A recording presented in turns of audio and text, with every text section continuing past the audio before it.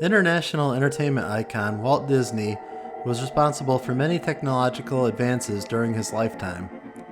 From pioneering new camera and animation methods to incredible advancements in animatronic and special effects development, he is renowned.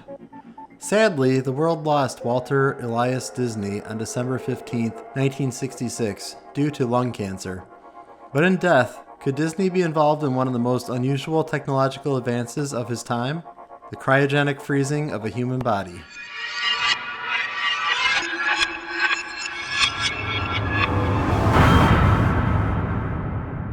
Cryogenics refers to the branch of physics dealing with the production and effects of very low temperatures.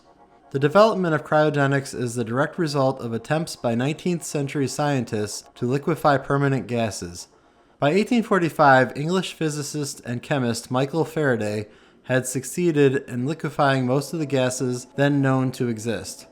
Subsequent advances by French physicist Louis Paul Cailletet and Swiss physicist Raoul Pierre Pictet a few decades later saw the production of the first droplets of liquid air. At the end of the 19th century, Scottish chemist and physicist Sir James Dewar succeeded in liquefaction of hydrogen. By 1908, helium became the final element to be liquefied by Dutch physicist Heike Kamerlingh-Onnes. This liquefaction process is an important part of nearly all forms of cryogenic freezing and was well developed nearly 65 years prior to the loss of Walt Disney. By the 1960s, cryogenic freezing was being commercially touted as the way to immortality.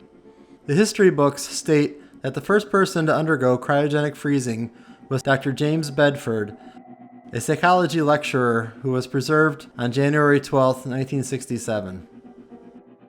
He had been suffering from kidney cancer that had metastasized to his lungs and was frozen free of charge thanks to an offer from the Life Extension Society, the world's first cryogenics organization.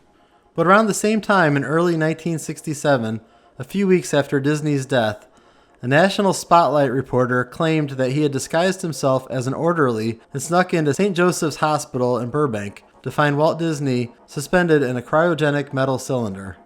In 1969, newspapers in Paris and the United States predicted that Disney would be released from cryogenic freeze in 1975. Around this time, it was claimed that Disney was monitored in a facility underneath the Pirates of the Caribbean ride at Disneyland itself.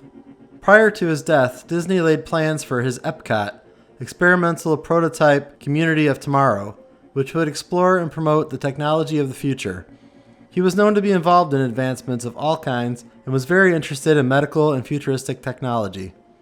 Historically, Walt Disney is known to have been cremated 2 days after his death, and an urn containing his ashes was interred at the family mausoleum in the Forest Lawn Cemetery of Glendale, California, during a small private service attended by his wife, daughters, and their husband and children.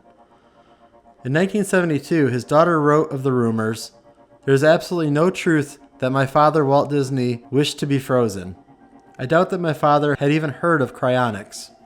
Though many have speculated that if he wasn't already familiar due to his natural curiosity, he may have been familiar with Robert C.W. Ettinger's 1964 book, The Prospect of Immortality, which offered insight into the process. What do you think? Do the Pirates of the Caribbean guard over this national treasure, or has morbid curiosity led to a ridiculous rumor?